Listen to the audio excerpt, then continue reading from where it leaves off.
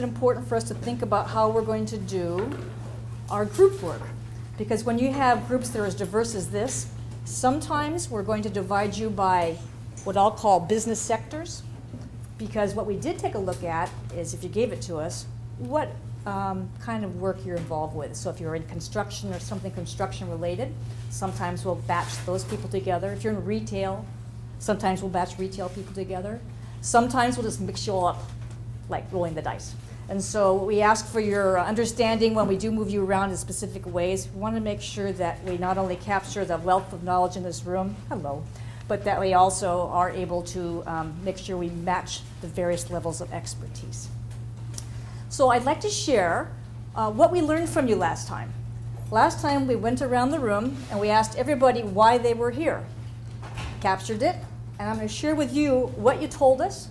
Then I'd like to share with you how we think we're going to meet those expectations. We're also going to show you or share with you where we think we might fall short. Because I want to make sure we all understand that one of our classes is 32 class hours and an unbelievable amount of homework. It's usually double the amount of class hours. So we're squishing an awful lot of information into 3-hour segments to give you just a sound bite.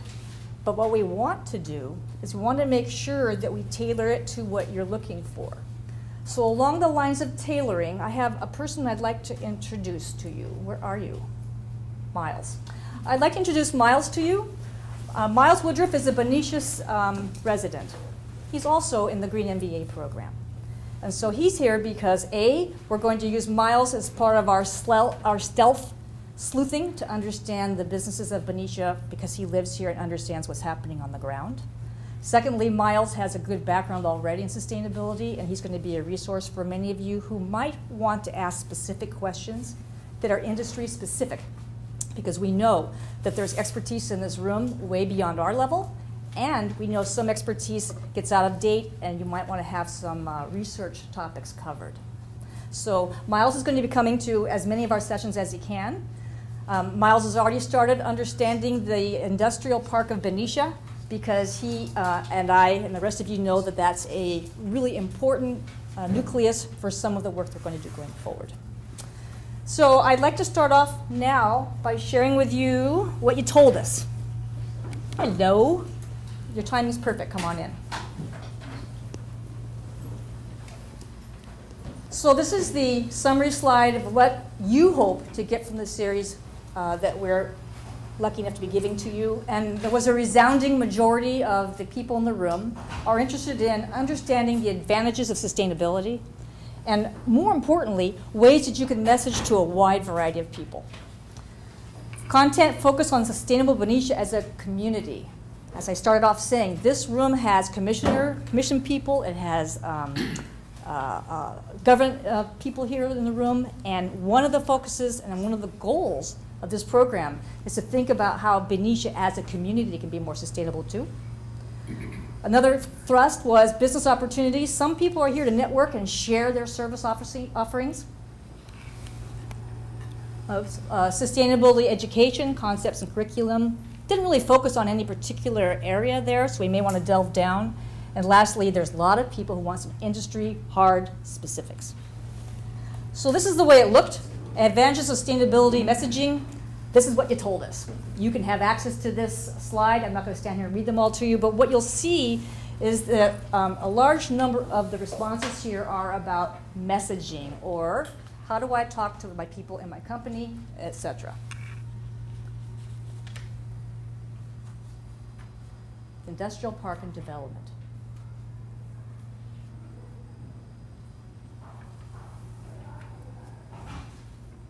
Business ops. And I want to talk about this one a little bit. I cheated. On the last bullet, I put in understand the local knowledge and resources. None of you said that. I said that. And the reason that was really obvious to me was we couldn't get you to come back at the break from the communication and already networking that you were beginning to do. It feels like this group is hungry to network and to get to know what knowledge is in the room, because it's clear there's a vast amount of knowledge here. So that was my bullet, sorry. But that does match the other two. Here's our education, teenagers, and a sustainable ed program. Whoever has an interest in the education program, I would like to suggest that I'm going to leave this slide up here during the break. I would like to suggest that you feel comfortable to come up here and add on some bullets here of things you might like us to focus on, because I didn't capture enough information on the education piece. And last but not least, let's see, it looked to me like you wanted to know everything there was to know. Didn't miss much. It was quite diverse. Public arts, in-depth knowledge of air quality, sustainable engineering. I'm not sure whether that means things like substitute components, green chemistry, or I don't know if that means engineering for new products. So you'll have to give me more background. If these are yours and you want us or our students to drill down to a greater degree so that we can send you things by email, let us know and we'll be there for you. So, with those in mind, I'd like to share how we think we can meet those expectations. So, let's see if I have this right. We're supposed to be able to do everything in 3 hours. So, what we think we're going to do is the metrics and policy and trends. That's the course or the class that's scheduled for next session 2 weeks from today. We're moving that down to the second to the last before action plans, profit, people, and planet. We're doing that for 2 reasons. The professor who I really want to come can come then, step 1. Step 2, I think it's going to be a nice lead-in because one of the things as a group we should already start thinking about is what does an action plan mean for you? We're going to move up then, green and social marketing, tactics and strategy, and I think that will be fine because messaging, we heard messaging, messaging, messaging. Messaging is about marketing, I'll put that in quotes, or public relations, I'll put that in quotes. And so we think that'll be a nice way to match the first group of requests that you had that revolved around messaging. The power of more in times of less, we will see how we're going to use that. Because if the thrust of this group is about messaging and industry specifics, we may want to tweak that so we focus more on some of the specific industries that are unique to Benicia. And by then, we should have even a better, thanks to Miles, handle on what the Benicia businesses are.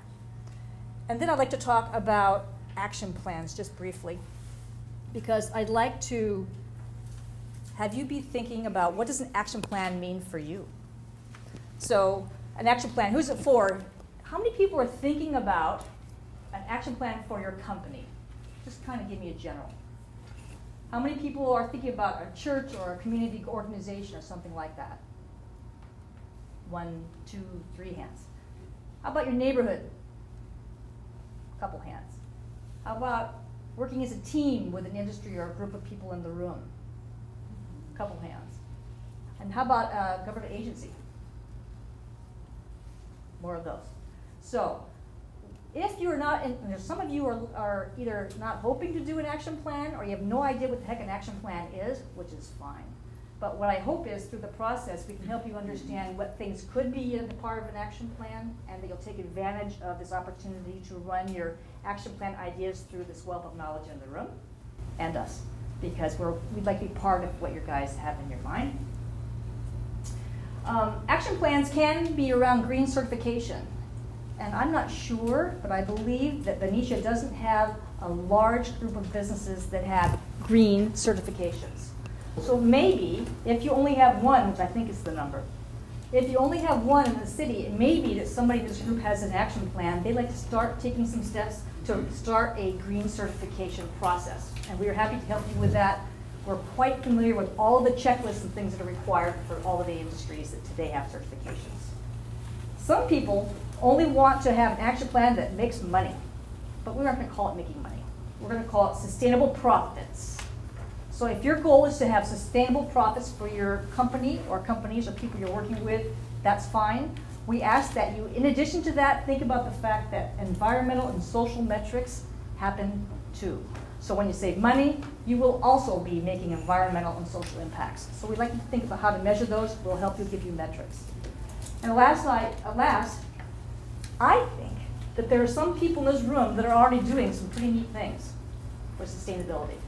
And so if you have an interest in highlighting your organization so people can know what you're doing, if you have interest in understanding the marketing or how that might be beneficial to your business, if you'd like to be a case study for the Green MBA program so we can brag on you, if you'd like to get yourself published in a variety of online organizations that keep track of case studies, if you want to be a case study, if you want to write a case study, any of those kinds of things could be into the category of action plan, or whatever else you make up. But everybody here makes a difference every single time they come and every time you talk to people. So you already have an action plan starting. We're just suggesting that you formalize it a little bit.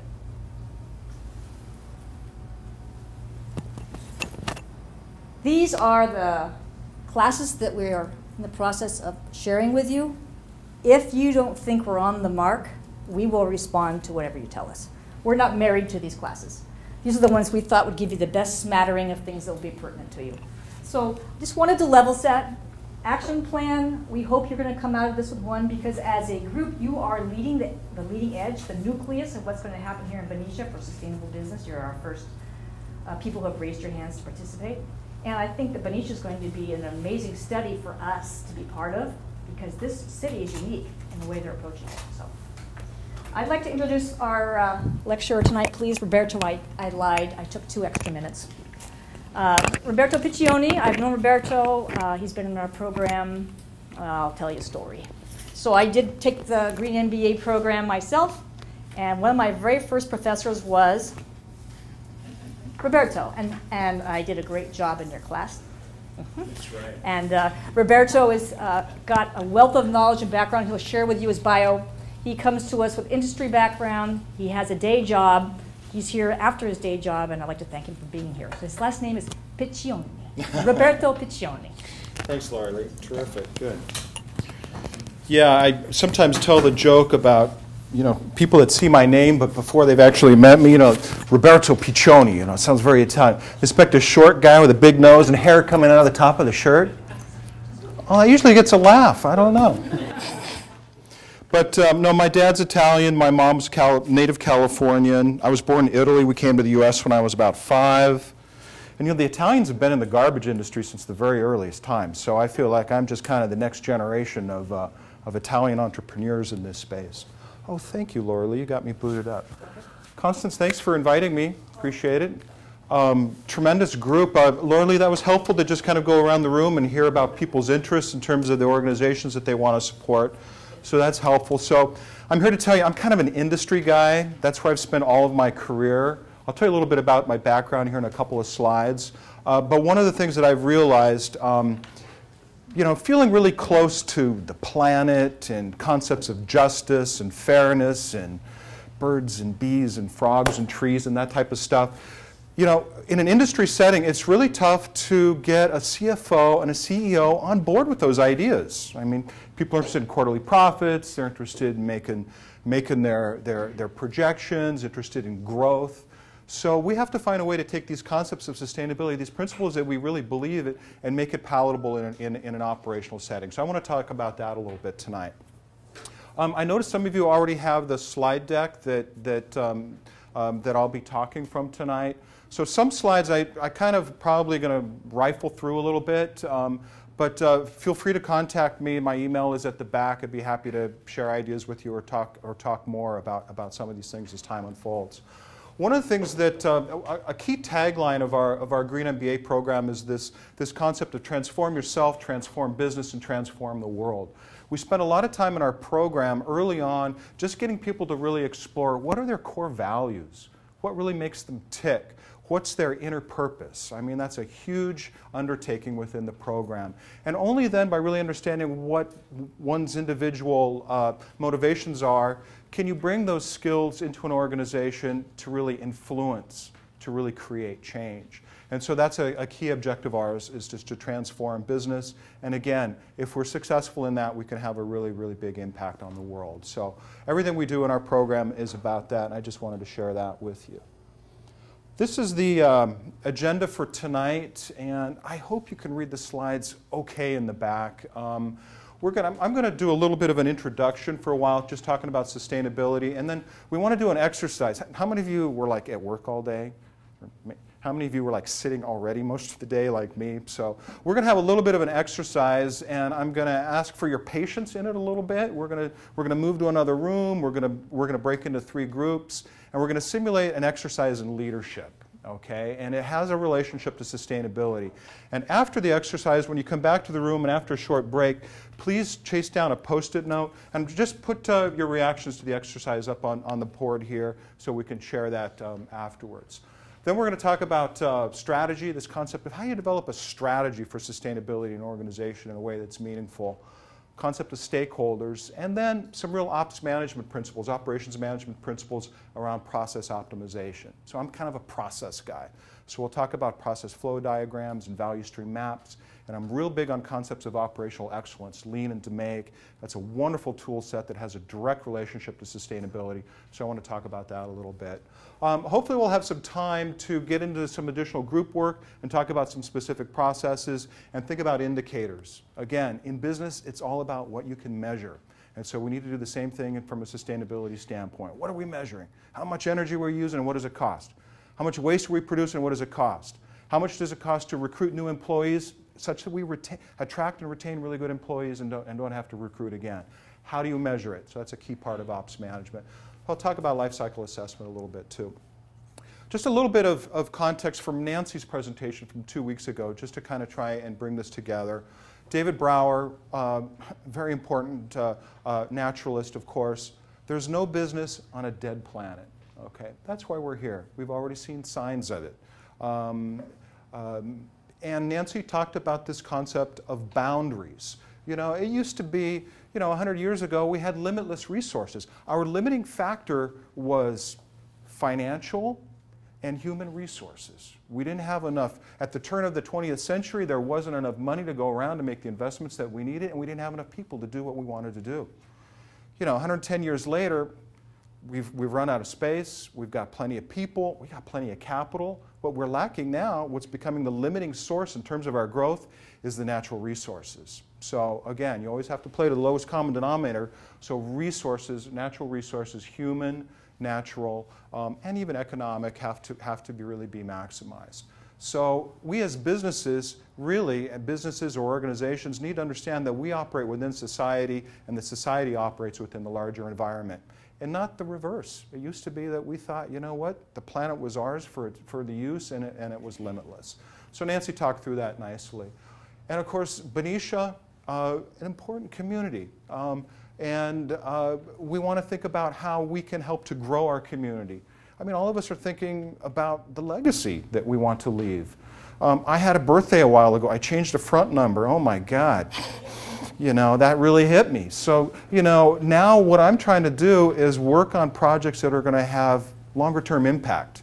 Instead of the smaller projects, I want to work on projects that may be a little bit more difficult, but will have longer-term impact. So, we want to build sustainable organizations, and holy smokes, give yourselves a hand, huh? Look at the new jobs that are coming to Benicia here.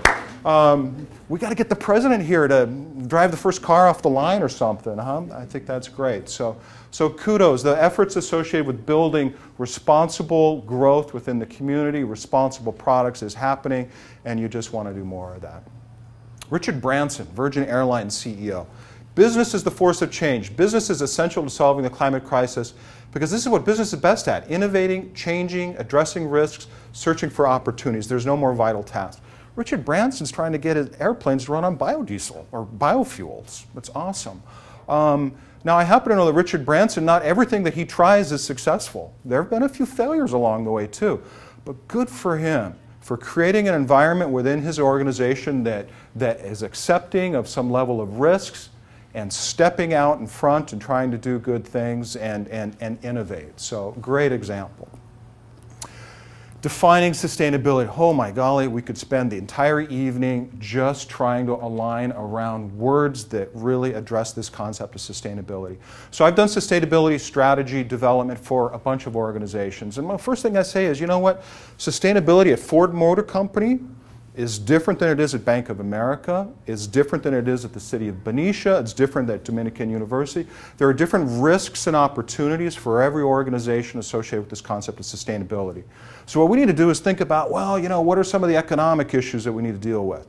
What are some of the environmental issues? What are some of the human capital issues that we need to deal with? And we need to figure out what are the risks and opportunities specific to our organization around those issues and have strategies and tactical plans that respond to that that build value for our organization.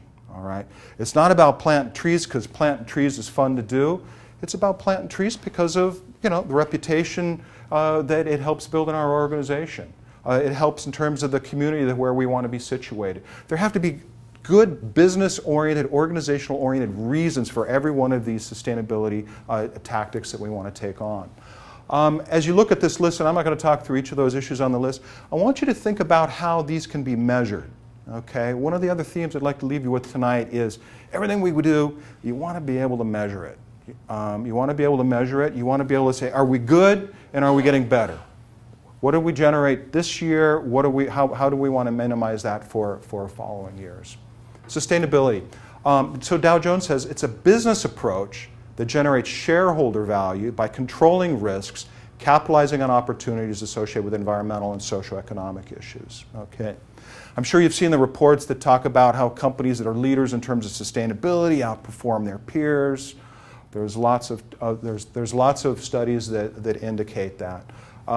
Again, what I try and do when I partner with an organization to help them develop a sustainability strategy, I just start on the home page. What are the core values of this organization? What's important to them? And, you know, it's very easy to show relationships to sustainability principles to the core values of an organization. Okay, so that's an important part of it. I'm real big on not trying to create a whole new department around sustainability. There's a lot of great things happening in organizations, and part of it is, you know, roping those folks in, making them your partners, giving them accolades for their efforts, and using that as a launch platform to do even more. So I've got a couple slides that speak to that. But again, we want to do this stuff because it provides value. I think value is another really important word. Value from an economic standpoint, maybe from an environmental standpoint, or from a human standpoint. Value is a term I keep coming back to in terms of, you know, does it provide value for the organization? How are our stakeholders going to react to it? Is it good for us? And of course, what would a sustainability presentation be without a beautiful picture of a beautiful child on the beautiful planet, right? And of course, we can all, you know, the question is, well, where's she from? Is she from Belmont? Is she from Benicia? Is she from Bangalore? Is she from Boston? And of course, the answer is, it doesn't matter, right? So we all can recognize that. So does anybody recognize this photo? It's from a major advertising campaign of Home Depot. So Home Depot has embraced this concept of sustainability, saying, you know what? We distribute products and services associated with helping people to improve the energy efficiency of their home. You know, tankless hot water heaters, CFLs, you know, big conductor wires instead of little conductor wires. So they realize that that's their mark in terms of their community, what they can do to help in terms of this sustainability thing. So, beautiful picture of a little girl on the planet. This is a picture of another little boy someplace else. Okay, I'm affiliated with an NGO in San Francisco that's all about making sure that health and safety practices from the developed world are being used in the developing world. Okay, so here we got a little boy. We'll call him Sanjay, 9 years old, off the curb of a sidewalk in southern India someplace, banging apart batteries, lead-acid car batteries, to recover the lead, to sell it for, you know, to help mom buy bread. This little guy is supposed to be at home doing his math homework. He's supposed to be out bouncing a soccer ball. He's supposed to be helping his mom. Instead, it's nighttime and he's banging apart car batteries. All right. I mean, sometimes I even get choked up when I tell this story. For me, what really incenses me is, whose car battery is that? Okay. And if you were to show this picture to the CEO of the car battery manufacturer, would that have an impact? I suspect it would. All right? Because what we need to do as an organization is realize, absolutely, we're about putting the best car battery into the marketplace. You know, cranking power and amps and longevity and best price. But you know what? We also need to think about that product across its entire life cycle. What are the raw materials that go into it? How are we getting it to the marketplace? How are people using it? What's the impact in terms of its use? And oh yeah, by the way, what happens to this darn thing at the end of its life? Okay. So we need to make sure that on a go-forward basis, organizations understand they have a responsibility in terms of their products and services across that entire value chain. Okay. So little Sanjay, we need to do better for him. And this is just a little bit about me. So my bachelor's degree is industrial engineering. I did a MS at University of San Francisco in environmental management. Beckman Instruments is where I cut my teeth. I was an industrial engineer. I did a lot of construction management there. This was during a time when RCRA, the Resource Conservation and Recovery Act, came out. It was all about hazardous waste, and nobody at the company knew what was going on. I thought, hey, we got to be careful about this stuff. So they sent me to grad school. It was wonderful. I worked for Weyerhaeuser for a couple of years. I worked for Baxter for about 13 years. Baxter's a great company. It was a great experience for me. I got to travel the world. This was when ISO 14001 was big. We did a lot around pollution prevention. We did a lot around resource conservation. Learned a lot there. I worked for Genentech for 3 years. And then most recently, I've been teaching at Dominican for 3 years now, and I work for a consulting company called ERM. So at ERM, we do a lot of compliance work and sustainability work, and it's a great place to be. I also teach at a couple of other university programs in Thailand and also in Austria. So, you know, just for your information, this is the text I use in my operations management class. It's a pretty darn good text. It's worth going to the library and just paging through it in terms of just understanding how we can have an impact in different parts of the organization. So I'd give that one about a B minus for you in terms of appeal based on tonight's topic. This is an excellent book. In fact, all of the Womack books are great. Lean Solutions is a wonderful book that helps you to really break apart issues into components such that they can be improved. Okay, and I use this a lot in my class. I've also brought these books with me tonight, so if you want to page through them during the break, you're more than welcome to. The EPA puts out some great handbooks on this too, so these are available as downloads. The Lean and Environment Toolkit, this is a great recipe book for going into an organization, whether it's a service organization or a product organization, and helping to characterize how processes are working, and helping again to learn how to break them apart into components so that you can figure out where the improvement opportunities are, and even give some ideas in terms of how to do that. So that, I want to make sure you're aware of that. And then, how many of you have heard of the Green Suppliers Network? Any of you? Okay, good. A few hands, good. So this is great. This is another great EPA partnership. Large multinationals have partnered with EPA to fund this program, and these multinationals can say, you know what, we've got environmental engineers and process engineers to optimize our operations, but we realize that a lot of our first-tier and second-tier suppliers don't have those types of resources. So by funding this program with EPA and sponsoring, having EPA actually go out and by sponsoring these studies, these first-tier and second-tier suppliers can enjoy the benefits of having somebody come in at no cost and do these types of process optimizations. It's been a great program. I really invite you to check out the website there. There's a great listing of case studies. Laura Lee alluded to this earlier. One of our Green MBA students put together a wonderful listing of case studies of successful projects that are really based on ops management's implications. So we've got 5 copies of this for your perusal. What he did was he took a look at the businesses that you were in. So we saw that you had people in construction, and we saw people in landscaping, etc. And he went out and found case studies that were packaged to be of a similar size, just to give us a jump start. And you'll have all those sent to you electronically? Yeah. Great. Good. But you can peek at them here tonight if you want to pass it around. So, you know, again, one of the things I put on this slide was just some of the stuff from the website. And again, these are key issues that can be directly measured. We'll come back to that repeatedly during the course of the evening. All right, so some basics in terms of business, right? 3 functions of an organization. I'll give you the first one. Operations management. Operations. What would be another one? Finance, excellent, good. Anybody want to guess the third one? Laura Lee's already mentioned it. Marketing, good. So finance manages the money, marketing connects the organization to its customers, and operations are really responsible for delivering the products and services that marketing talks about, and finance actually costs out for us. One of the things that in any organization, there are strategic plans that pull together the overall vision of the organization, and then day-to-day tactical plans to put that into place. Okay? So our role in an operations standpoint is figuring out, well, what does finance think we can sell this for? How much profit do we need to make on this? Or what's payroll next month? Or what sort of grants are coming down the pipeline? Marketing says, here's what we want to produce. Here's what our customer base looks like. Here's our opportunities. But operations is responsible for delivering that and with customer satisfaction at the price that the customer is willing to pay for. Okay, so I like to talk about ops is really where the rubber meets the road in terms of delivering on these promises. Can I ask you a question on that? Please. That looks like a single bottom line summary to me. Right. The double or the triple bottom line price. Good.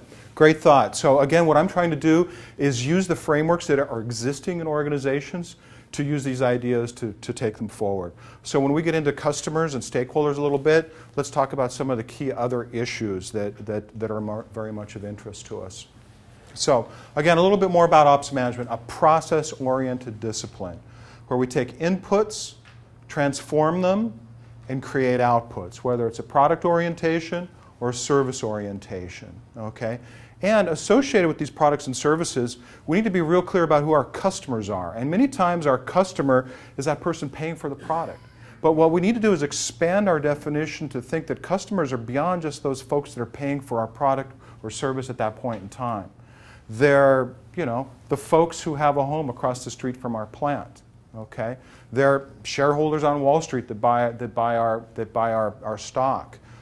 They're regulators that are governing our operations. They're families and employees of our first-tier suppliers that are producing raw materials for us. Okay?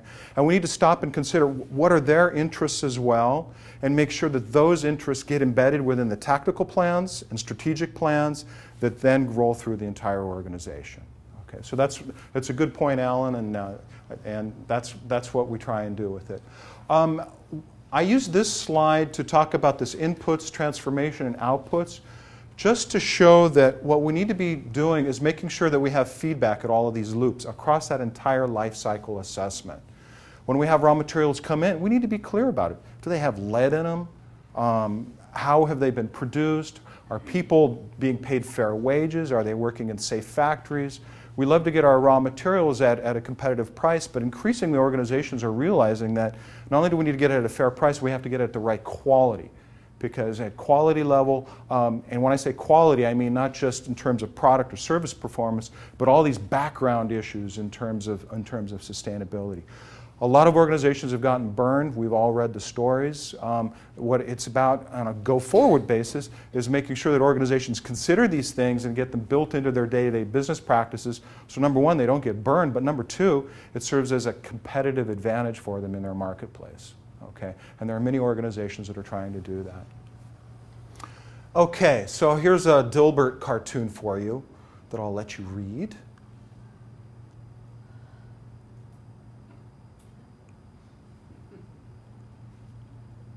Okay.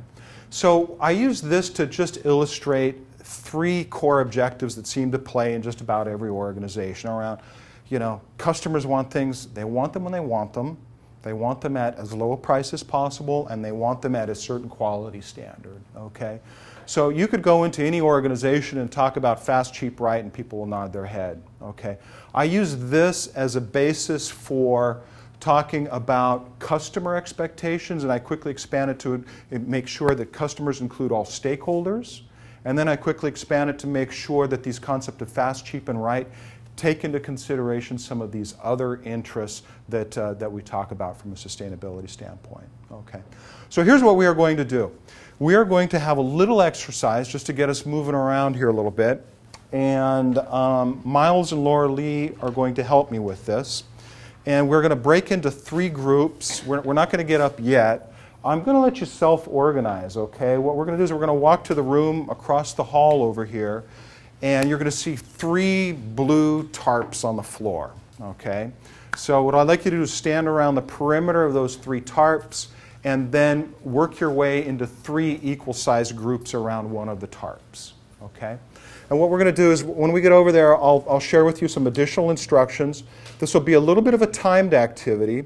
And what it is about, it's illustrating an organization's objective in terms of getting to market. So we're going to simulate that we're a fuel cell manufacturing startup, okay? And we've got some seed money, and it's a race to market. and we've got some quality implications that we have to deal with. Okay, so this is a little bit around leadership. This is a little bit around competition in the marketplace. And then when we get back together, I want to talk a little bit more about this concept of quality and how we can make sure that that overlays our interests too. So, well, let me just read a couple post-its because I think this is fun. Some people didn't participate, so we're operating with fewer than 10 people. Ever been on a team where it seems like 20% of people are doing 80% of the work? Does that ever happen? Sometimes that happens, right? Okay. Here's a good one. As a team, we decided on a strategy, then did not follow it. Oh. Does that ever happen in the marketplace? Develop a plan, and then we start work and throw the plan out the window and don't look at it again, just all do our own thing? Okay. All right. Need good record keeping to avoid reinventing the wheel. That's a great one. Good. So when we find a good solution to a problem, we need to document it and make sure that other parts of the organization learn about it, and maybe share it with sister industries too. So great sustainability example there. When you have a best practice, you want to share it and do it elsewhere. Best laid plans fall apart. People adapt. Some take leadership roles, some don't. That's great. One of the cool things that I've noticed when I've watched this is during the planning session, many times there'll be one or two people that are particularly vocal in terms of helping to rally the troops. And then when you actually get into it, maybe there's a couple other people that weren't as vocal, but they have a memory for the pattern. And all of a sudden the leadership roles shift, where before it was about making the plan and getting people to work together. The leadership shifts when you get into the exercise. Some people have some specific skills that they bring to that to bring the team along. So the key takeaway there is build a team but have diversified skills so you can do a lot of different things. That's fun to watch. Great fun and challenging. Group all came up with what not to do. All right, well, sometimes the process of elimination gets us there too, all right? In a competitive marketplace, we can afford to make a few mistakes, but sometimes we can't afford to make a lot because somebody else will figure it out quicker than us. Make sure regulators are doing their job properly. Ooh! Yeah! Hey, I got to tell you, it's tough being the timer. It's tough watching the map. It is a little, and that's a good point. Now, in the real world, do our regulators sometimes make mistakes? Are there sometimes external conditions that maybe get away from us that we don't perceive to be fair that we still have to deal with, right? Sorry about that. I want to thank Miles and Laura Lee for your help. I appreciate it. Here's a good one. Overwhelmed with directions, but okay after the rhythm was going. If we did it again, we would have a better plan. Overwhelmed with directions. I think there's a learning there. I mean, it's a complicated world we live in. There are a lot of different activities going on. We got so caught up in just trying to get through the pathway that sometimes some of our other objectives might have been neglected a little bit. Okay. So does that ever happen in the marketplace? We're so busy making a profit, we don't mind, if our defect rate is high, or geez, if we got to run overnight and use more energy, and people have to work overtime on Thanksgiving weekend just to get the products out the door. Okay, so there are some parallels there. We did not stick to our plan. Assign certain areas to certain people. Good. Good. So I bet if we were to do this activity again, everybody would make it through in half the time now that you've done it, right? So what does that tell you about being successful in the marketplace? Tried and true, will win the game. Good. Keep it simple. Everybody signals or assigns or has clear assignments. Plan disintegrated as soon as we started. Really a lot of fun to see how it looks from the edge. Then in the middle, our team was just fun with no words. So how does it feel when you're watching 9 people versus when you're actually on the mat? You can't tell where the squares are. Yeah, all of a sudden your orientation is off. Feel like people are watching you. Damn, if I make a mistake, it's going to cost 50 grand. That type of thing, right? Right. So those are pressures in terms of performance. Some segmented duties, some overseer duties, positive reinforcement got us to market. So that was good. Yeah, I mean, one of the teams was like clapping like crazy. And I meant to check the rule book as to whether you can even make noise like that, but I wasn't going to add another regulation after we started the game, right? Delegation of tasks was good. It started out easy. When a problem came up, we couldn't talk. It took a long time to figure it out. Okay. So we want to talk about, how was the communication? How many of you found that not talking was an inhibiting factor? Not talking? Okay. Nobody bought talking time. How many of you had, your team had like, what, 600 grand left over when you finished? 650. Doing it next time would take a fraction of the time because we could anticipate the mistakes. That's good.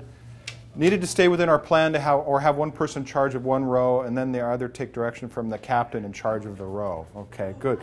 Good delegation of roles. Good. It was real interesting. I found that people would end up standing at the same spot when they weren't on the mat, and they really understood the spaces next to them, but not so much the spaces on the far side. And at one point, the people that were on the far side were actually giving good directions to the people where the activity was occurring. But since they were distant, they weren't being heard. It was real interesting. It was real interesting to watch. So, what does that tell us in terms of making sure that we listen to people from all parts of the organization about ideas? Asking the CFO about marketing. Asking the housekeeping staff about lighting. Okay, everybody's got a unique role to share, and we need to make sure we reach out to everybody. 400, and the other team had 650, and the third team? Zero. Okay, so the third team used all. So for two teams, money was not economics. Money was not the limiting factor. Time was. Well, and it's also about creating the right incentives. And in this case, it was around the financial capital. But the real incentive is to have the most innovative product in the marketplace first. Providing value in the marketplace, being first there, having first opportunity to build a really successful organization and do even more of that. Provide great jobs with responsible products and services. So, that's kind of the end game we want to keep in mind a little bit. How many of you felt anxiety from other groups? How many of you were aware how the other groups were doing? Okay. So what does that say? Because one of the things we need to really keep in mind is the marketplace and what our competitors are doing and what stage they are at, and adjusting our actions associated with that.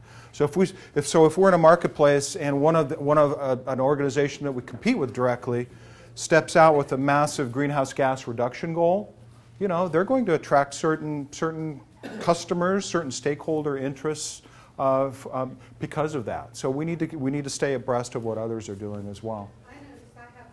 Okay, so again, this concept of quality, delivery, price, and value. What we're responsible for within an organization is making those quantifiable. And in most organizations, we're familiar with this concept of measuring defects, measuring cycle time, measuring unit costs. So I urge you to keep those issues in mind and think about how we can overlay sustainability ideas into those established business indicators. We're going to be exploring that as we move through this. A few New Yorker comics, because I find I get the best analysis of what's really going on the planet from the New Yorker magazine. We need a better piling system. So I use this to talk about system. To what extent do we have a systematic approach to our work? To what extent, when we find a good way to do something, are we documenting it so that we do it repetitively in the same way? So that when, Laura Lee moves on to another role, the person taking over her role will be able to have good results as well. So systems, in terms of generating good results, repeatable results, becomes really, really important. Okay, another one. Okay, her mouth's full. Run over and ask her if everything is okay. So this is just to illustrate the importance of staying close to what your stakeholders, what your customers are really, really interested in. And many organizations are very good at this in terms of collecting key stakeholder impact, and many are not. And of course, this comic is a little bit funny because it's about sincerity in that approach. To what extent within your organization are you really reaching out to your stakeholders and sincerely trying to collect their feedback? Taking it in objectively, just hearing it for what it is, and using it to advance your own organization. Okay. How many times do you get one of those customer service requests after a hotel stay and it's got 402 questions on it? By the time you get to 35, you're done, and they don't get any feedback whatsoever. But, they're soliciting your feedback, right? So finding a good way to really stay close to your stakeholders becomes really important. I know we have to cut costs, but is bringing only one of each a good idea, all right? How many of you worked in an organization where how many of you worked in an organization where there were layoffs, okay? How many of you worked in organizations where there were layoffs, where key people left that really inhibited the organization from being effective, okay? So just to, these issues of cost containment, they're not going to go away just because we're trying to embed sustainability here. We need to use these sustainability objectives to help reduce costs, to build momentum, to build inertia within an organization to take it forward. And I love this one, trash, recycle, and pretend to recycle, all right? And I use this one because, again, I think sincerity is like, it's like misspelled everywhere. I mean, look at the stuff that we see in the marketplace in terms of the promises that we see around products and services, and even some of the sustainability performance that we hear about. People see through that very quickly. So stepping out and talking about your efforts, you can't be too careful in terms of being too honest around this, because this type of once you've lost credibility, it takes forever to regain it. So it's just so important to be sincere around that. One of the things we talk about a lot in Green MBA is the concept of the balanced scorecard. How many of you worked in an organization where they used balanced scorecard approach for strategic planning? Okay, it's a great approach that takes a look at developing strategic plans around financial perspectives, internal business, so the economic performance, internal business perspectives, operational standpoint, innovation and learning, this is kind of the human resources piece, and then the customer perspective. Why would I even show this? Because if you think about it, we really can overlay concepts of sustainability into this balanced scorecard. So the last 3 companies where I have worked have all been operated by a balanced scorecard approach. So I tell you what, every October, November, when they're drafting the scorecard for the new year, I'm trying to figure out what's going to be on it. I am trying to figure out how to influence what goes on it that advances these objectives. Again, it's about using the frameworks that are already existing within the organization to advance these ideas. So whatever your organization is using, you want to get real clear about that. Okay, so I've mentioned this concept of stakeholders a little bit, and we've already talked about a few of them. Let's see how many we can list. We talked about customers. Who are some other stakeholders that our new electric car plant here in Benicia is going to have to contend with? Financial. Okay, financial. So there's going to be stakeholders that are interested in the financial performance of the organization. Good.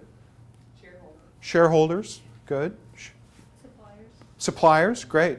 Suppliers, first-tier suppliers, and even farther upstream. Good. Employees, excellent, great, thank you.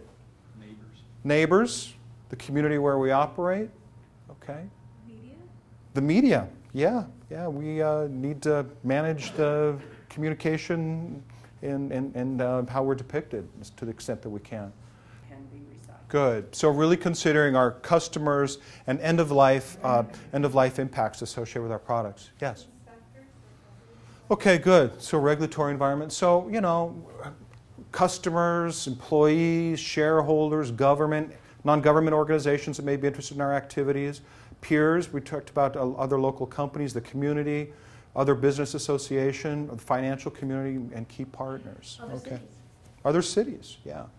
Some organizations are really good in saying, you know what, we do need to understand this. It's not about just reaching out to our customers that pay us every month for the products and services. We need to map these stakeholders. We need to figure out who they all are, and we need to set aside some time to go talk to them and really learn what their interests are.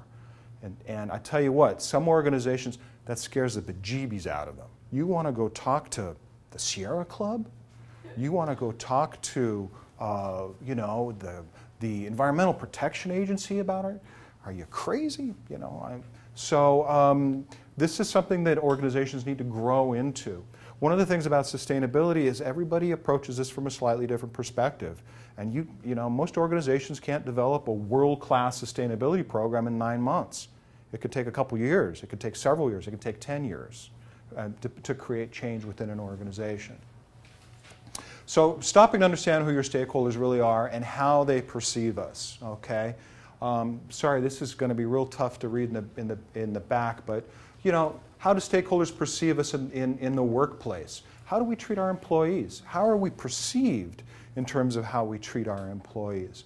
What about in terms of our environment? Is our environmental footprint sustainable? Are we appearing on any lists associated with, national priority lists associated with contaminated sites? Or are we doing some really cool brownfields developments to make good use of properties, okay? How are we perceived from an environmental standpoint? In the marketplace, do we play fair, all right? I mean, do we recognize that our partners are deserving of a fair profit, good working conditions, and sustainable practices? And I invite you to take a look at these slides a little bit later, because every one of these kind of represents an initiative that you could actually embark upon to help improve the performance of the organization. The community, do we do our part for society? Are we good and helpful neighbors? Okay, so, question? There are a number of slides like this one where the stuff that you can see right now, you can't see. The resolution's not tight enough? No, it's covered. Oh, yeah. Getting a list of Okay. things that- Yeah. So I'll doctor that up. We'll get another set. In fact, there's even a couple slides that I'll probably show tonight that aren't part of it. So I'll do an update and get it to Laura Lee and Constance, okay? You bet. I like this slide because, again, I've worked in organizations that have thousands of people, and everybody's kind of got their own role within the organization. And I'm a big believer that everybody, in light of their individual roles and responsibility within an organization, has got their unique risks and opportunities in terms of helping that to be a more sustainable organization. And I'm real big on going out and figuring out, in the real estate group, is there somebody that's out there doing due diligence as we acquire a new property and trying to get a lead building? Wow, that's cool. We need to give them accolades for that. We need to support them in their role, and when they accomplish something great, we need to, run their name up the flagpole and congratulate them for that. That just creates more momentum in that way. It's the same thing from, human resources. There's so much that they do in terms of impact to employees. We want to influence them if we see things that can be improved, and we want to continue to promote those things that are good. So you really want to make sure that you reach into your organization and create those key partnerships. It's not about creating a new sustainability department. It's about tapping all of those good things that are going on with your organization and continuing to advance them. I was going to say, this is directly applicable to that exercise we just did. Each person, one of the problems was we didn't have, it'd been nice to have more time. Right. Let each person talk, and each person thinks different. Each person's abilities is different. Yep. Just like you said, some guys come up with a great plan, but they can't remember anything. Right. Everybody has their own little abilities, and you need to be able to tap them. Yeah. And sometimes these bubbles up here can be the unofficial parts of the organization. It can be your grassroots dream team. I mean, to be honest with you, I'm real careful about using this word now. I use it in some circles, but not all circles. Why is that? Because I think that there are some people that think the sustainability is too fluffy. I had a VP of operations tell me that it was Berkeley-esque. We're trying to run a business here. Take your frogs and butterflies someplace else. So I've got scars to show you too. I mean, I tell you, there are organizations out there that are like, there are managers that we encounter that have these types of perspectives. So what do we need to do? We could either, we could diss them and go try and do it on our own, or we could try to figure out, hey, you know what? Where can we find some common objectives in terms of cost containment, in terms of creating an environment where we attract and retain the best talent, where we can develop a competitive advantage in the marketplace because maybe our device is more energy efficient than someone else's. So the trick is to find the hook, find what they're interested in, get a hook in their lip, and talk their language with them, and use that to move it forward. Because fighting, I mean, we've seen that time and again, that doesn't help. And so creating influence in the organization is key. So this came out in GreenBiz the other day. This is a great website to monitor in the event that you're not already. 5 growth areas for sustainability spending in 2012. Strategic energy management. This is low-hanging fruit, super low-hanging fruit. One of my clients is a federal agency, and I was doing a review a couple of weeks ago, And I was surprised to learn that their fuel costs had gone up $100,000 over the previous year, from $250,000 to $350,000. Holy smokes, that's a lot of additional money. That's low-hanging fruit. In just a 90-minute discussion, we realized that there were some operational changes that they could do that could have a dramatic impact, okay? Saving greenhouse gases, saving on use of fossil fuels, and saving the organization a ton of money. Energy management is huge. Product sustainability differentiation. To what extent, not only from an operational standpoint in terms of how we manage our business, but to what extent we can make sure that our products and services in the marketplace are unique, okay? Consulting. There's a lot of folks that are stepping into this space to share their skills around marketing and ops and finance and communication and product development that advance these ideals. Moving forward in terms of smart growth, smart development.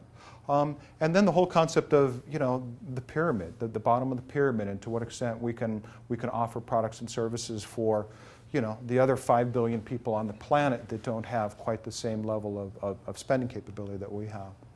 Sustainability. Toyota, not that they haven't had their own problems over the course of the last couple years, really has been the pioneer in terms of developing lean operations.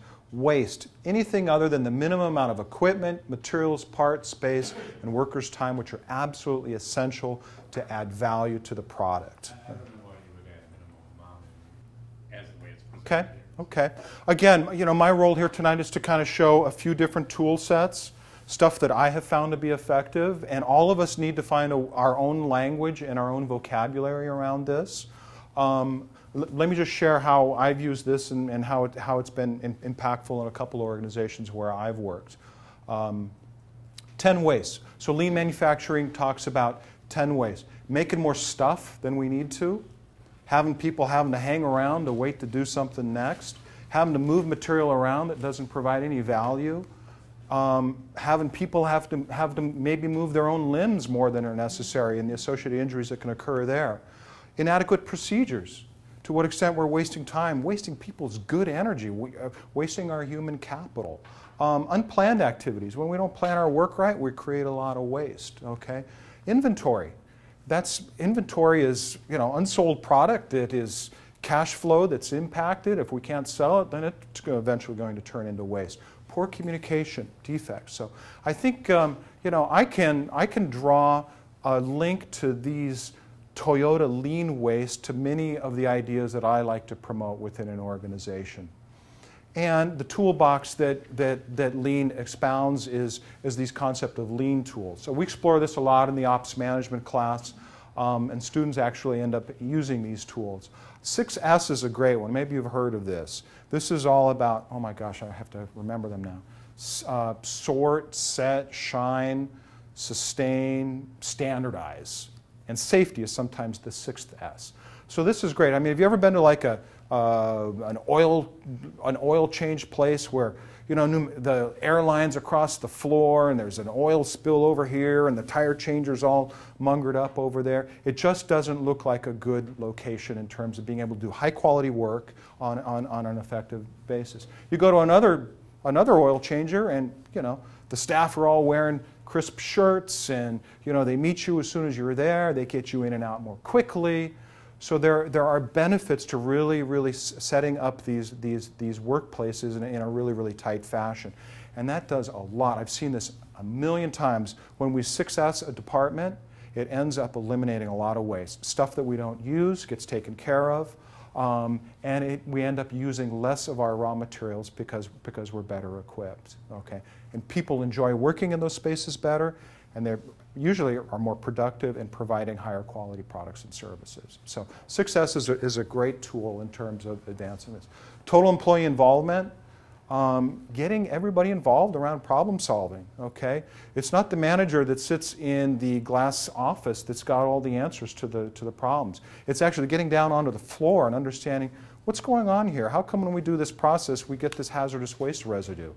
The manager's too distant from the actual process to understand how that plays. So you got to get people involved to really understand how the work is occurring so that you can identify these opportunities for optimization. Okay?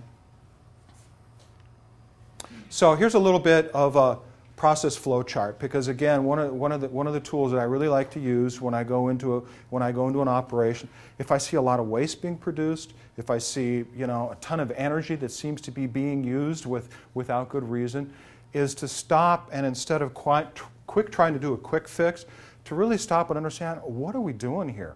What are we trying to do? Who are our stakeholders and what are they expecting? And it seems kind of simple, but there's a process to making a pizza, right? I mean, if you're round table, you've got this down. You know what you've got to do first, second, third, fourth, and fifth. And again, in a competitive marketplace, you've got to be better at doing this than your competitors, all right? So the idea is to actually develop a process flow diagram around this. What happens first, what happens second, and in that way, you can make sure that everybody that enters that process does it the same way. I mean, it's no good in this example if you put the pepperoni on before you've added the cheese, right? If you do it that way, you've got a defect pizza. You've got to throw that away. You can't sell that. So now you're creating waste. You're creating frustration for employees there too. So one of our roles is just to be real clear about what happens first, second, third, and fourth. In this process flow diagram, you'll see an indicator associated with time. I'll be showing you how the indicator can change based on the process that's being studied. Okay? 7 green ways. Okay, so this is from the Lean and Green Summit. This is part of the Green Suppliers Network that I mentioned earlier.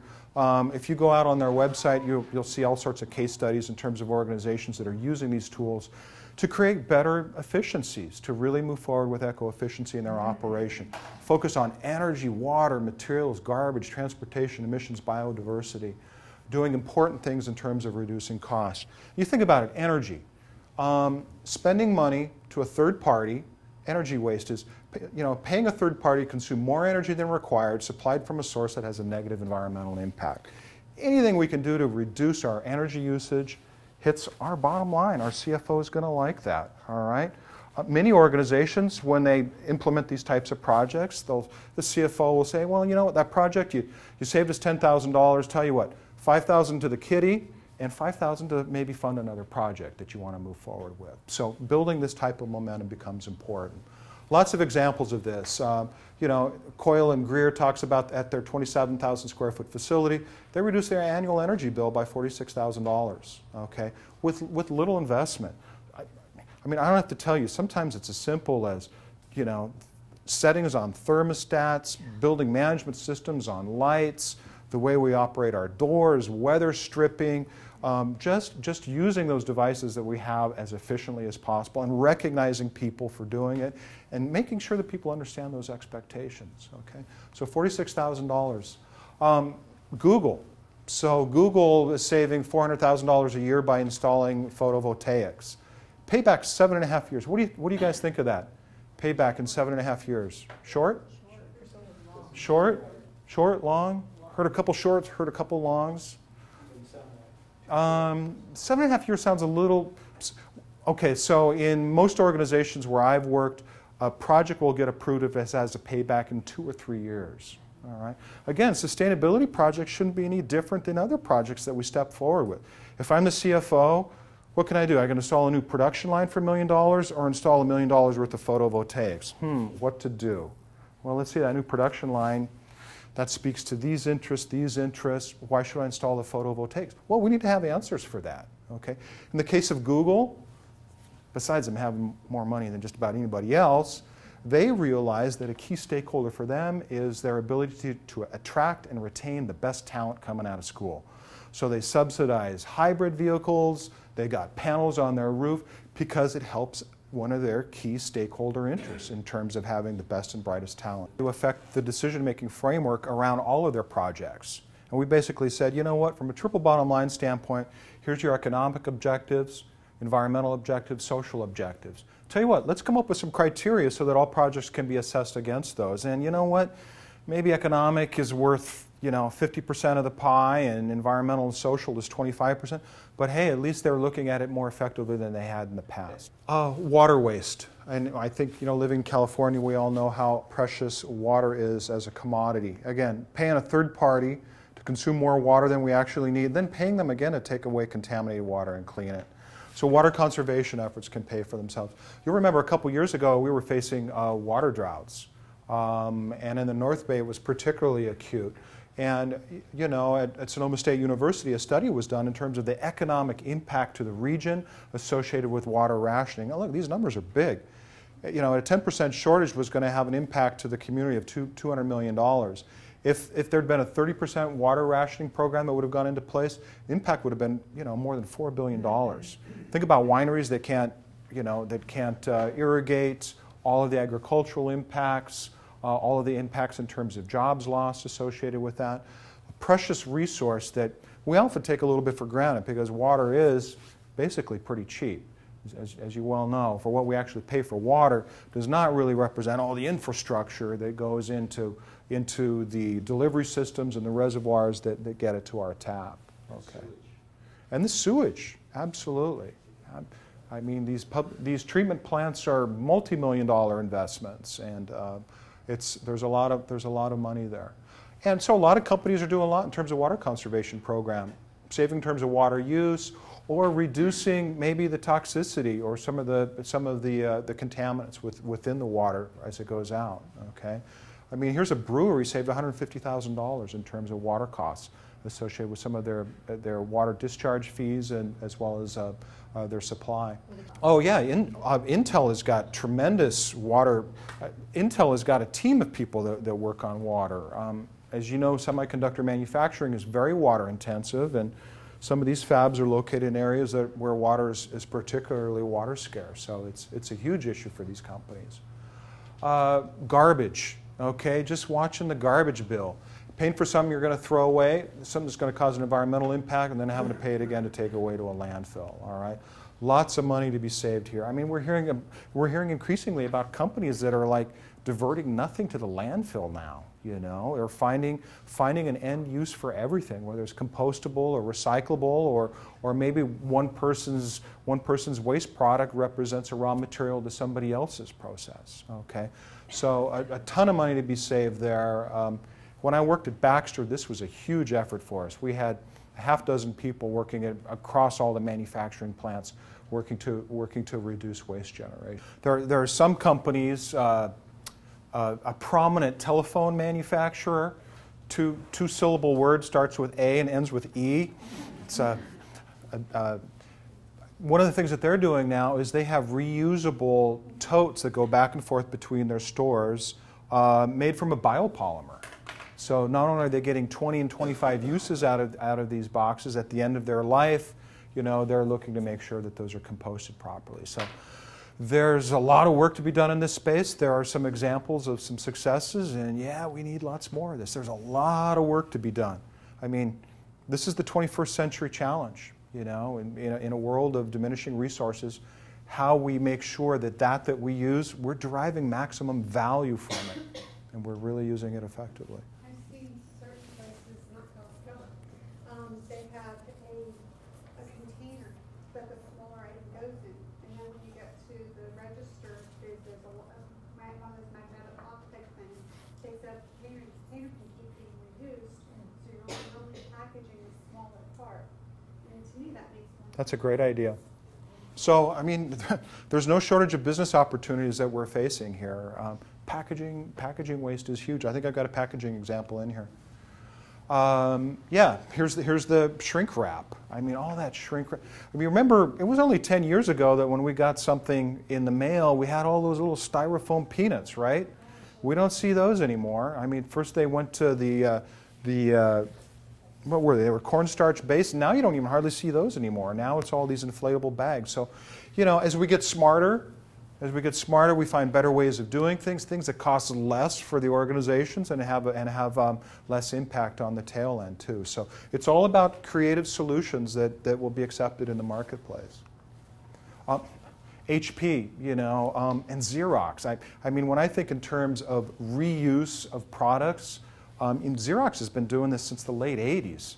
I mean, they would take copy machines back, and you know, you think about a copy machine, the frame doesn't really wear out. I mean, there's rollers in there, the glass gets scratched. So they recondition them, put a fresh coat of paint on them, and put them right back out into the marketplace. There's no sense building the whole new frame again. Xerox has been doing that forever, and HP as well. So, you know, this remarketing program, HP talks about a $500 million per year. Transportation, okay?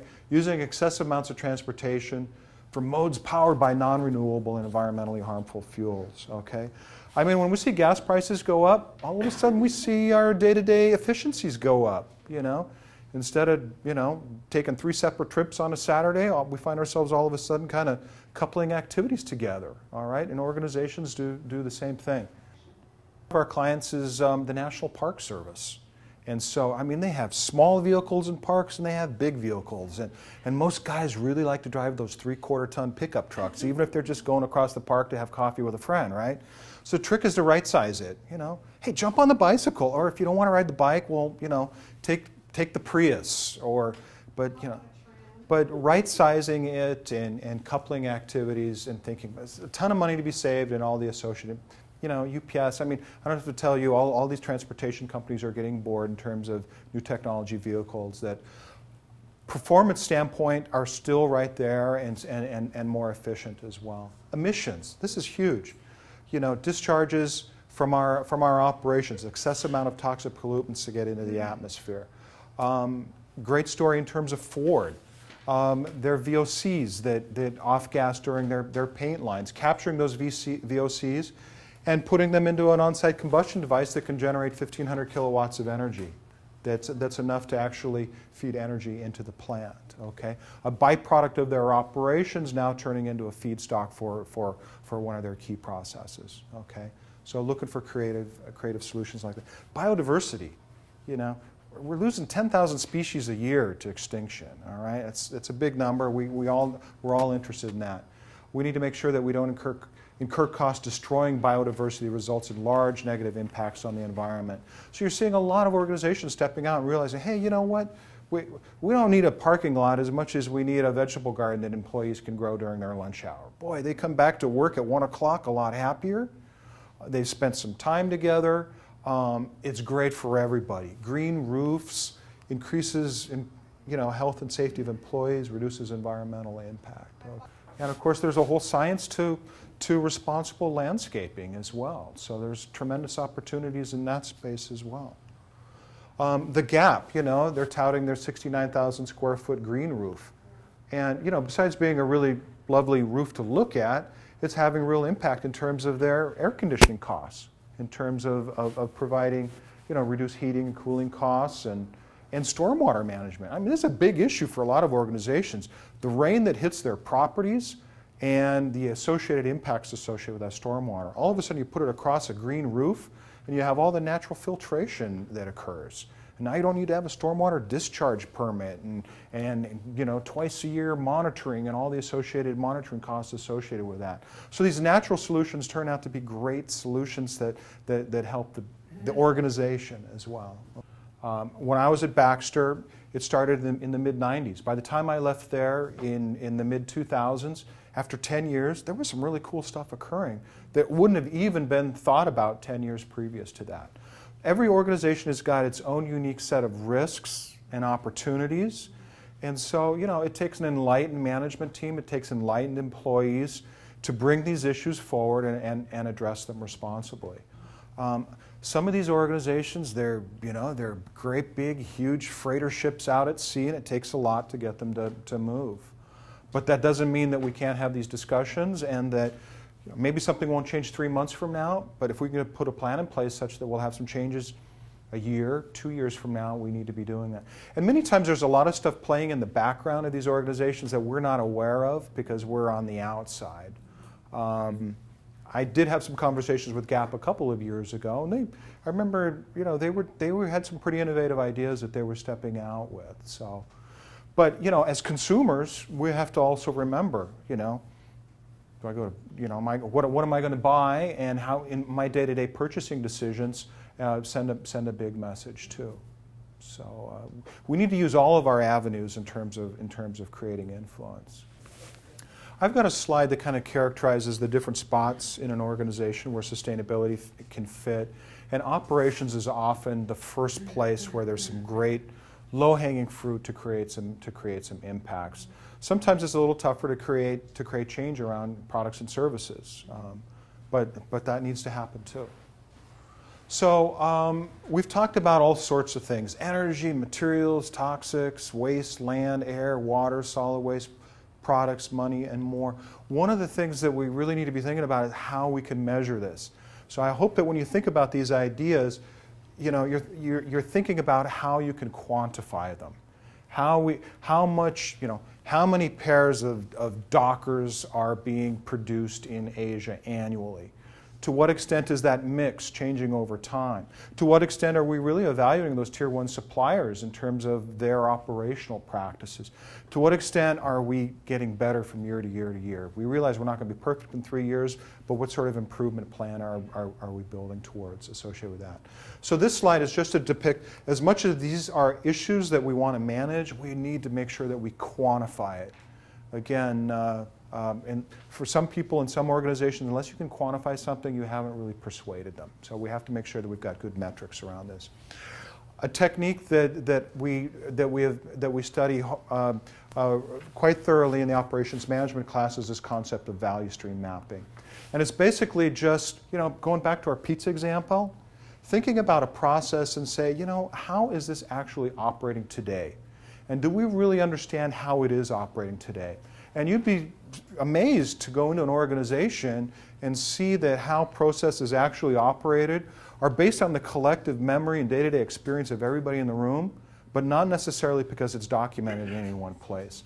So this turns into a tremendous opportunity to help the organization become more efficient and to identify really cool opportunities in terms of advancing environmental and social responsibility. Okay, so we do a current state map just to depict how it's operating today. And we use that, and as we develop that current state map, we develop all sorts of ideas in terms of improvement opportunities. And then we spend time thinking about, you know what, if we made those improvements, what would the future state look like? And we actually make a map to say, you know what, if we did these 3 projects, this is what the future state could look like. It becomes really impactful when you're talking to a manager and you show them their current state map and it's a total mess. There's lines going everywhere and back and forth, and it looks like chaos. And they go, oh my God, what are we going to do? Oh, well, tell you what, we've thought about it, and here's what a future state map can look like. Oh, okay, well, let's talk about this. Maybe there's something we can do here. So I find this to be a really great technique. So does this look busy? I don't Yes. know what a Kaizen Okay. slash or DMA Okay. project A Kaizen, has anybody been involved in like a Kaizen Blitz or a Kaizen event? Would you like to describe it a little bit? It's been a long time. Under Six Sigma, but it's been a while. Okay. Yeah, so a Kaizen, anybody else? Is that like brainstorming? Yeah, yeah. So basically a Kaizen Blitz is you take the people that work on an activity, on a process, you take them aside, you take them away from the activity for an hour, 2 hours, 3 hours, whatever you decide is appropriate. You put them in a room, you get them to document how the process is working, and then using their knowledge, because they do that work every day, you say, how can we improve? Again, they're the ones closest to the activity. They're the ones that are going to have the best ideas in terms of how to create that improvement. Now you've got total employee involvement. You know, now you're getting people to be creative and think outside of their normal day-to-day activities. They go home and talk about it, and most people really get excited when they get invited to help participate in improving their work activities. It makes their work more enriching. John? Isn't it a derivative of the old quality circle concept? Yeah, Because absolutely. car manufacturers, I think, Absolutely. didn't they? Absolutely. So a Kaizen is around a specific issue. A specific issue. We've got a problem with an activity. Dang it, let's have a Kaizen. Let's call our people in. One of the other attributes of a Kaizen is a Kaizen event is supposed to be short-lived, and the team is charged to find some changes to the process for which they already have control. So you can't have a Kaizen event and the group can't come back and say, oh, we need a new $100,000 machine tool. No, it's about, look, in light of the resources that are available to us, in light of the control that we have over this process, what are some improvements that we can make to improve it? Okay. Japanese, yeah, I think it means quick energy or something. Maybe somebody could Google Kaizen for us. I've forgotten the exact literal translation. So that's a Kaizen, a DMAIC project. So this is a very sophisticated problem-solving approach. It's an acronym that stands for Define, Measure, Analyze, Improve, and Control. And that goes a little bit beyond what we'll probably be able to get into tonight, but it's a very structured approach, an analytical approach for being real clear about what's our problem. The define step is defining the problem very, very clearly. The measure step is what are some of the measures that we have around it, that we have in place, that will measure whether the process is operating the way we want it. The analysis step means actually doing a deep dive on that data and determining whether there are through some different changes that we can improve the process. The improvement is the I is for improve, to actually take those techniques and make it work. And then the control step is powerful too. How many times have you seen an improvement to a process occur and then people go back to their old ways a couple of weeks later? So the control step is very much about making sure it gets institutionalized. Training programs get updated, documentation gets updated, the control step so that that fix actually sticks. Okay. So here's a value stream map. And this one is about measuring the value of time. So let me walk you through this a little bit. It starts with the customer. Again, this is all about who's our customer, who's our stakeholder, what are they particularly interested in. And our marketing group gives us a forecast, and production control says we need to make some stuff. And so they give us an annual production plan that boils down into weekly schedules. We have suppliers that deliver stuff to us in trucks. It comes into receiving and it hangs out in inventory for a little while. Eventually it makes it to the milling department where two people work on doing some milling activities. From there it sits in inventory for a little while before the welders get on it. Two people work there on it a little bit. Then 3 people do some painting on it, and after that 3 people do some assembly and inspection on it. Finally it gets shipped and to the customer. Okay, so this is a WOMAC lean tool about characterizing the number of people that are in this process, and particularly in this case, the amount of time. What WOMAC is all about is characterizing the value that is built into the process. So in this case, for each one of these steps, the amount of time that each step is characterized. We see that this first activity, this receiving activity, takes 5 days, 10 days, 15 days, 8 days, 30 days. You add that all up, it's 68 days. What the Lean Solutions approach is about is figuring out, of that 68 days, how much of that time are we doing real work, adding value to the activity, value to the process, okay? And when you see that, it's only 15 minutes, okay?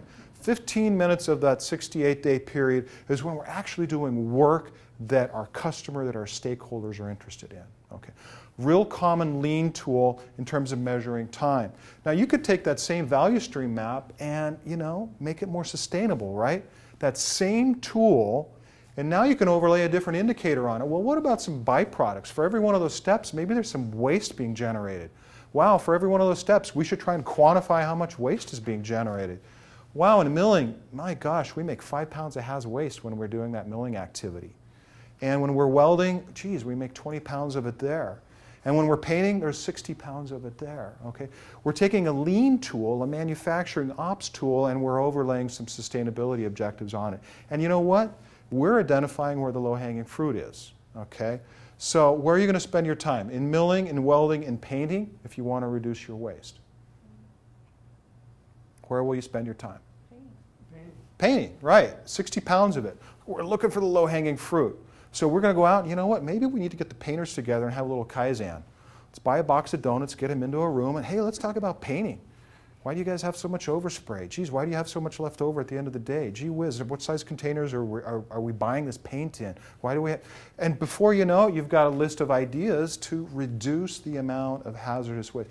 And by the way, hazardous waste is kind of expensive to get rid of, okay? So there's a real cost impact here. You're reducing your waste, you're reducing your cost, and you're improving the process, all right? Okay? So this one is around costly byproducts. You can do the same thing with water, all right? So here's a value stream map, and it is just depicting the use of water, all right? And we're seeing how much water is actually used, 300,000 gallons per day of water being used, and the actual water that's adding value is 175,000 gallons. Okay, so here we see opportunities where we could go back to each of these sub-steps, do a Kaizen, and figure out how we can improve it.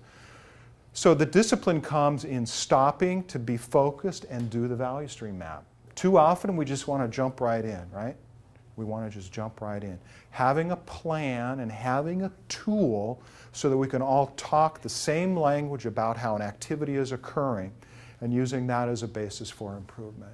Okay? So there's an investment in time in terms of doing these VSMs. Here's what a Kaizen is. It's an organized use of common sense to improve cost. So this comes right out of lean manufacturing. This is a Toyota slide, all right? Cost, quality, delivery, and responsiveness to customer needs, okay? So I look at that slide and I'm thinking, you know, quality to me means, hey, you know, no more waste than's necessary, you know, not spending more money on water than I need to, not wasting people's time and good energy and brain power doing stuff that they don't need to, and also being really responsive to what a customer may be interested in the long run, okay? A focused 3 to 5 day event with a cross-functional team aimed at improving a process or problem identified within a specific area. A vehicle for driving quick hit value by implementing do-now solutions, okay? So we are running a little bit late. Value stream's not only manufacturing, right? I'm sorry? Value stream's not only manufacturing? Yeah. It is not. Yeah, and we're going to, yes, value stream maps can be done on service activities. You could think of doing a value stream map. In fact, it's a good segue for my next slide, Laura Lee. If we'd had another 40 minutes, what we would do is we would break into groups and explore this. I think what we'll do is we'll just do it a little bit as a larger group so that we at least kick some ideas out. This group is hungry, I can tell. Next time we're going to bring food and sugar or something like that. Yeah. So what we want to do is think about a process. We want to talk through some of the major steps associated with that process. We want to consider some stakeholder expectations. Think about the issue for optimization and develop a measure for the issue. So that's a mouthful, right? So what I was thinking is if we had the time, we would break into like groups of 5 or 6 or 7, and we'd think about a process. And maybe the process is, you know, we're going to do a landscape. We're going to plan a landscape of 40,000 square feet. Or maybe we're responsible for processing 25 loan refinance applications. Or maybe the process is our responsibility for maintaining a fleet of 15 work trucks. Or maybe it's another service activity where we're responsible for training 10 new employees in retail cash operations. Can you see how every one of those activities has some things that you need to do first, second, third in a specific sequence? Can you see how every one of those activities you could do it in a really, really tattered way, in a different way each time, or you could develop a system to standardize it? Can you see how by standardizing it, you could take the best practices that you've come up with, standardize them so that you get through your work most efficiently with the least amount of waste? Okay. So why don't we do this? What I'm really interested in is if we're thinking about these processes, can you think of a measure that could be an issue and an associated measure that could be associated with these processes that might be of interest to us from a sustainability standpoint, from an economic, social, or environmental standpoint? Yes, please. So I'm a bay-friendly landscape designer, and anybody who wants to know how to measure the landscape issues can go to the bay-friendly site. But as far as sustainability goes for a landscape, just the landscape part, because that's my life, you really want to save as much drinking water as possible by using the most effective irrigation systems. You want to keep as much of your soil on site as possible, reusing any possible hardscape materials that you possibly can, and you want to do everything in a clear, concise, logical manner so that you're saving time. You can use recycled materials for mulching and things like that. Cool. So I'll just shut up now. Yeah, no, that's good. So, I mean, we heard a couple things that could be measured through that activity. Water use, soil amendments, reuse of products. Okay, so if I'm sorry, what's your name? Allison. So Allison, if you're operating a landscape company, you could set up a process when you're doing an installation to standardize around native plants, standard activities around reuse in terms of native materials that are already there.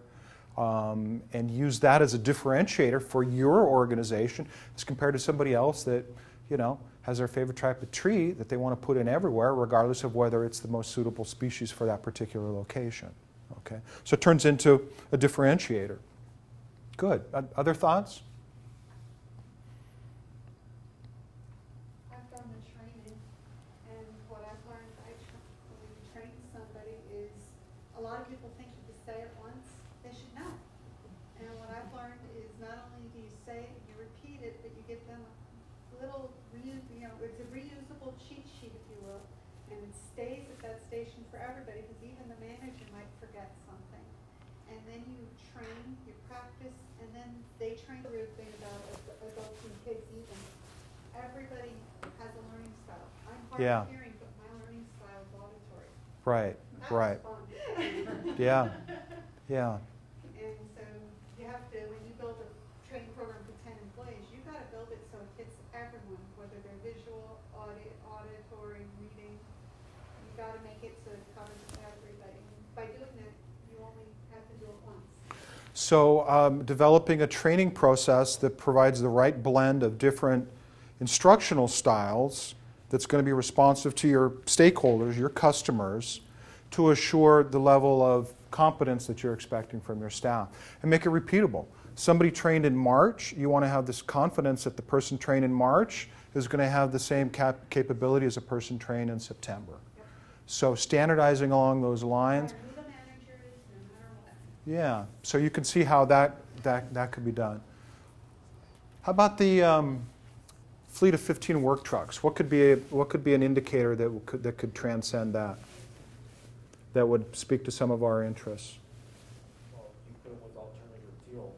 Okay, so Either biofuel or natural gas. I'm not sure what the trucks are doing. I'm from I did trucking for 15 years.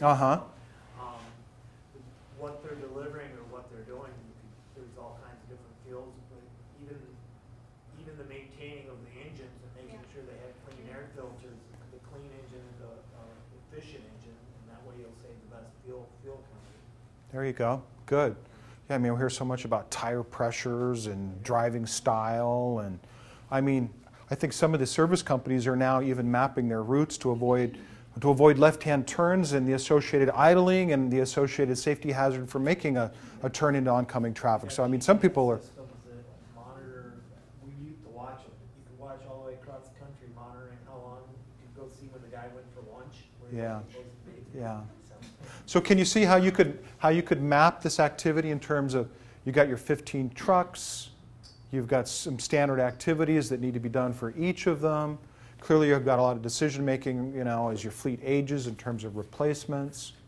Okay. What happens to the tires when somebody doesn't put them on the side of the road? I mean, I don't know if the tires are worn out, then I would think that might be a place where if you have 15 trucks times even 6 wheels, then when a tire's done, what happens? So how much do we spend on a tire? I haven't bought tires for a while. When you replace your tires, there's a California disposal fee of, what is it, $10 a tire or some darn thing? Where does that go? Where is it? Yeah, where does that money go? Anybody know? Where does the tire end up? Is it reusable? Some of the tires are now in the soccer field down in Yeah, Berkeley. yeah. There's a lot of reuse in terms of shredding. Interesting piece on California Green on PBS with Fuel Hauser on somebody that recycled the tires. And to his point, there's a company down in Southern California that goes to the landfills and takes them out, and they're using it for rubber mulch. They're also using it, the city of Santa Monica used them, instead of the trees that are constantly, roots are constantly affecting the cement, they made rebuildable blocks of rubberized squares, and basically they put them in place of cement. If they had any problem with the trees and landscaping, they just take it out. Nice. So those are just two of the examples. Yeah. But there was a multitude of playgrounds, like you said, you can either have the hard playgrounds, or you can have the shredded one that can be under swings and whatnot, where kids play that are soft landing, and they also keep in moisture as well. Marie, I know you have a thought. There's a tire amnesty program going on right now in Solano County, where you can take up to 20 tires. It was in the paper, and if anybody wants it, I'll be happy to give you my card and hook you up with it. But There used to be power generation. Yeah, I mean, there's a tremendous BTU value in the tires if you figure out how to burn them cleanly. I mean, I think there's some pyrolysis technologies now too. My other thought was with maintaining a fleet of the trucks, and when you were saying the end of life processes, you wanna look at, their facility, if they're, say, washing the trucks or those oil filters, what are they doing with oil filters? Yeah. What are they doing with wastewater? Absolutely. There's all these side divergent activities that have impact that need to be characterized. Oh, I'm just gonna say that if anybody's ever heard of the injuries that happen on the fake grass for football, that when they micro crush the tire. Doing in your day job, what are some key processes that could be defined and characterized and improved using this concept of impacts and the associated measures, okay? And this really is a nice segue into this concept of life cycle assessment. We talked about that earlier in the evening. As much as we're interested in the operational profile of our organization, we need to be thinking about what's going on upstream and what's going on downstream in terms of overall holistic systemic impacts associated with our products and services. So life cycle assessment is a methodology that is becoming increasingly important. Europeans are way ahead of us on this, by the way. I mean, in ERM we have teams that do life cycle assessments. We've done like 1,500 life cycle assessments in Europe, and a fraction of that here in the U.S. So that this is, I believe that in the next 10 years there's going to be a lot of product differentiation that's going to be done using these types of techniques. Remember, that was like number 2 on the list in terms of sustainability spending in the new year, product differentiation. So again, companies that are doing cool things in terms of how they're developing their products and services are looking to be able to tell that story, and life cycle assessment can be a way of doing that. And it's really just a follow-on from value stream mapping. Raylyn? Question, so for both of these tools, who typically brings this into an organization? Is it an outside management consultant, or are these more sustainability management? So I worked for a company, and they basically told us, you know what, if you want a promotion, you've got to get Green Belt certified. What? Green Belt. So they had a training program around the use of these operational excellence tools. That's where I learned Lean, that's where I learned DMAIC, that's where I learned Six Sigma. And they have different levels. I mean, there's Green Belt, Blue Belt, Black Belt, Master Black Belt. That's a tool set that I've been using to help advance these ideas of sustainability. So many organizations are doing that. These training programs are available, I mean, through the web. Life cycle analysis, that's the preeminent tool associated with that is the ISO 14004 standard. And there's a variety of NGOs now that are stepping out in this space in terms of best science around doing life cycle assessments. So I'd be happy to talk more with you about that if you want to.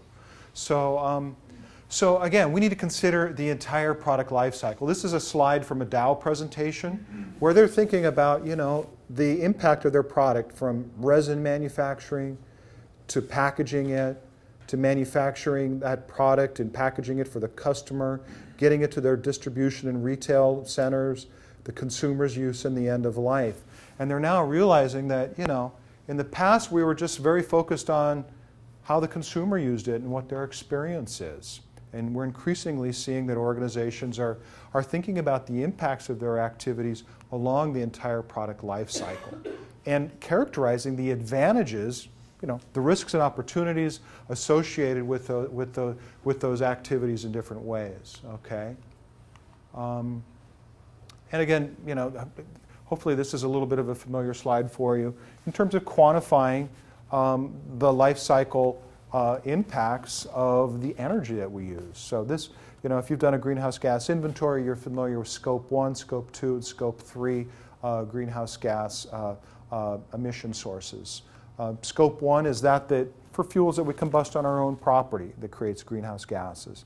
Scope 2 is, you know, greenhouse gases that are generated as a result of us turning on light bulbs. You turn the switch here someplace, there's a power plant that, you know, is running a little bit faster to give us the electricity.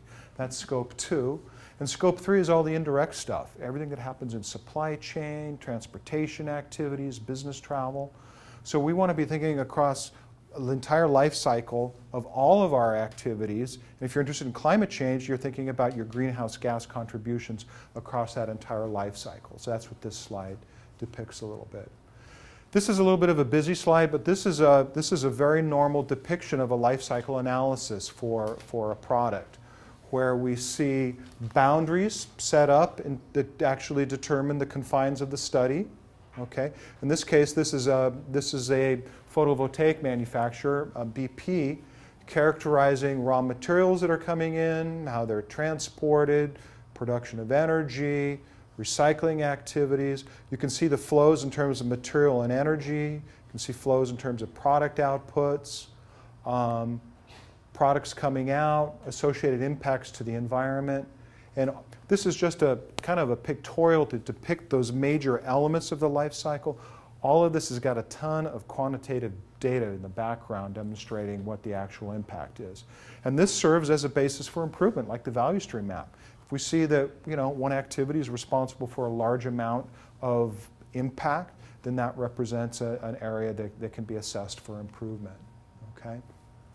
And you're seeing organizations that are now using this as a differentiator. All right? How many of you have heard about the, what does it take? 1 gallon of diesel on a train to power, I don't know, to move 20,000 pounds of freight or something? I mean, that's kind of a life cycle analysis example. Here's Maersk Line talking about the benefits from a greenhouse gas standpoint of ocean cargo as compared to other things.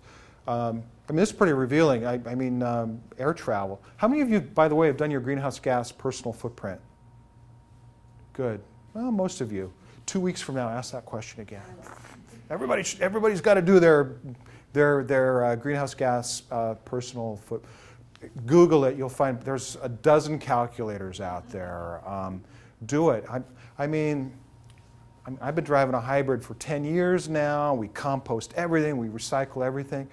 2/3 of my impact is associated with the airplanes I fly around on. So air travel is a very big contributor. So when you have a decision about, what, do I really need that replacement part air freighted to me, or can I do ground transport?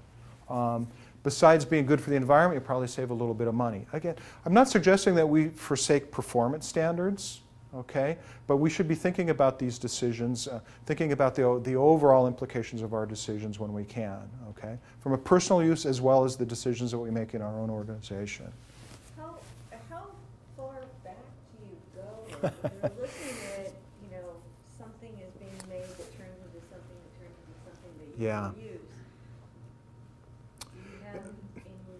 That is a really great question, and one of the very first activities when doing an LCA is the scoping activity, and figuring out, how far back are we going to go, and so there are standards associated with making sure that you go back far enough so that the results are meaningful, but you're not trying to go back all the way to the the dinosaur bones that created the oil that we're using. Yeah, exactly. This is way too busy a slide to be reading at 8:30 at night, particularly from the back.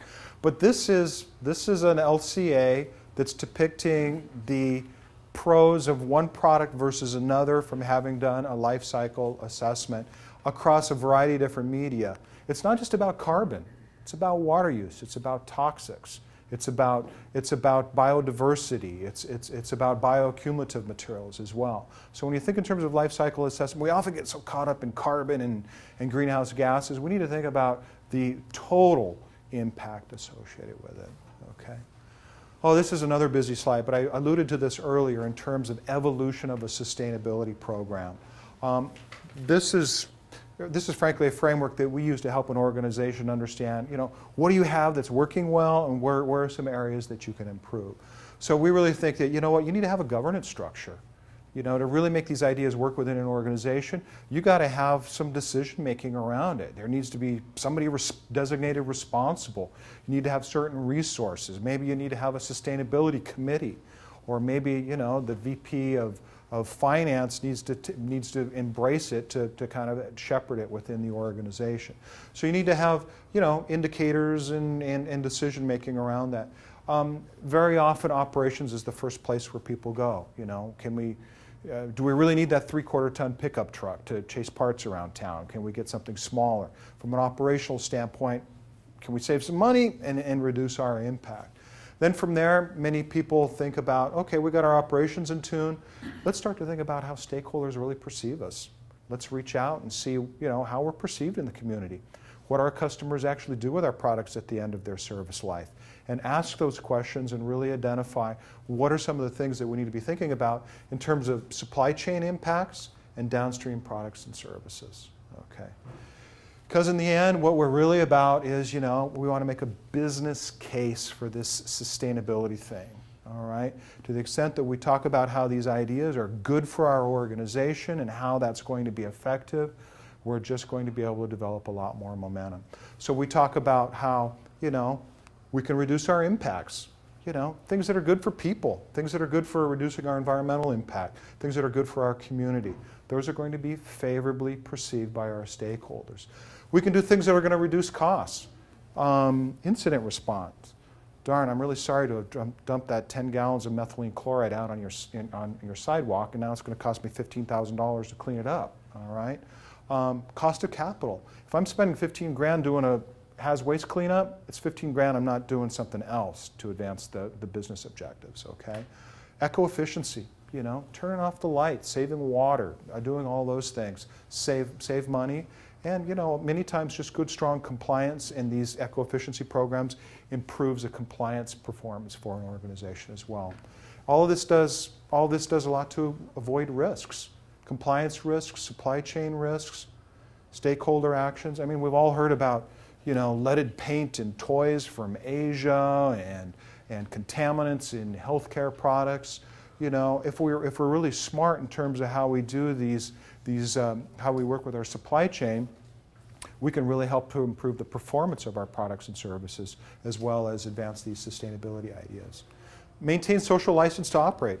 I worked with a client recently, an energy company, and they had a distribution facility, and they basically were told that their business license in that community was not going to be renewed. And they had probably, I don't know, must have been a $20 million site there. And the city said, thanks, but no thanks. We don't need you around here anymore. So their license to operate had been challenged, and they had to move. Okay, so that created a huge investment in terms of finding an alternative location and all the associated distribution impacts. So, again, having an organization that's a responsible member of a community builds a lot of goodwill and assures your license to operate. Develop, retain key staff. We invest a lot of money in our employees in terms of training them. We want them to be longstanding members of our organization and share their best ideas. It's expensive to get new people. It creates a lot of new opportunities, new and differentiated products, getting into new markets. We talked about some business ideas even here tonight in terms of new ways to think about activities that we've already been doing and to make those more effective. Attract capital. I mean, there's a ton of money over there in Menlo Park. A lot of guys sitting on a lot of money over there looking to invest in the next Google or the next fuel cell manufacturer. So lots of new business partnerships as well.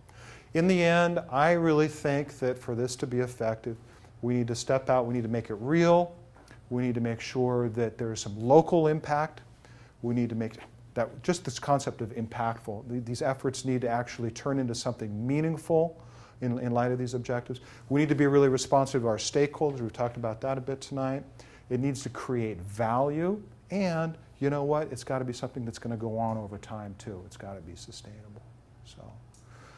Thank you for the opportunity to spend time with you. 8:34, but we took a long break. Yeah. Good.